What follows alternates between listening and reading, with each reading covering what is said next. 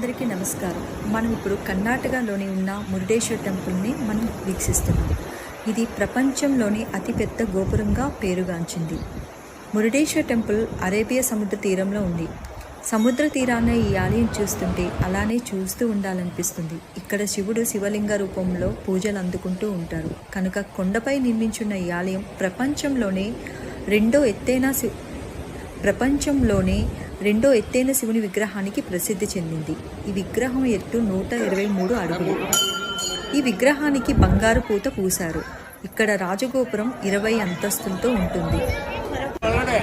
ఆలయంలోని ప్రవేశించే ద్వారానికి ఇరువైపులా 2 ఏనుగు విగ్రహాలు మనకి దర్శనమిస్తాయి.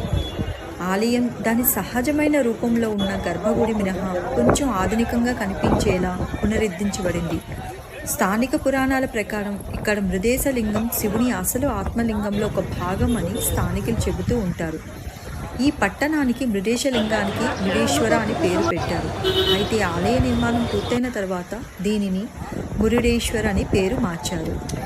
జానపద కథన ప్రకారం రావణాసుడు తన ఆత్మలింగాన్ని తనకు అప్పగించమని కోరుతూ శివుడికి తీవ్రంగా ప్రార్థిస్తాడు.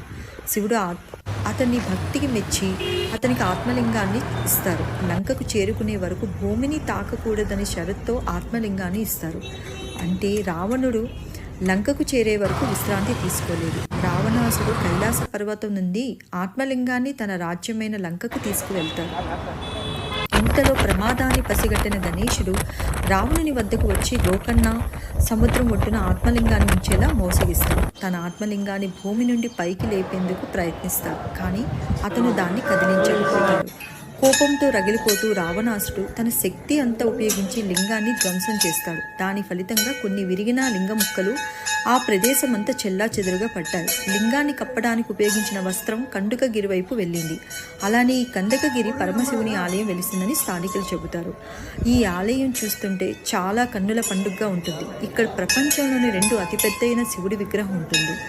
పక్కనే విశాలమైన అరేబియా సముద్రం ఉంటుంది. ఈ దృశ్యం ప్రతి ఒక్కరికి మంత్రముగ్ధం చేస్తుంది. 20 అంతస్తుల రాజగోపురం ఈ ఆలయానికి మరో ప్రత్యేకతగా చెప్పవచ్చు.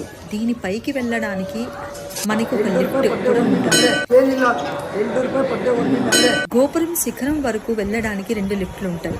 ఈ రాజగోపురం ఎత్తు 249 అడుగులు. ప్రపంచంలోని అత్యంత ఎత్తైన గోపురంగా ఇది ప్రసిద్ధిగాంచింది. ఆలయానికి వెళ్లే మెట్ల దగ్గర 2 పెద్ద భారీ ఏనుగు విగ్రహాలు ఉంటాయి. కనుక కొండ ఉపరితలంపై అనేక శిల్పాలు నిర్మించబడింది. వీటిలో గీతోపదేశం, సూర్యరథం మరియు రావణుని నుండి ఆత్మలింగం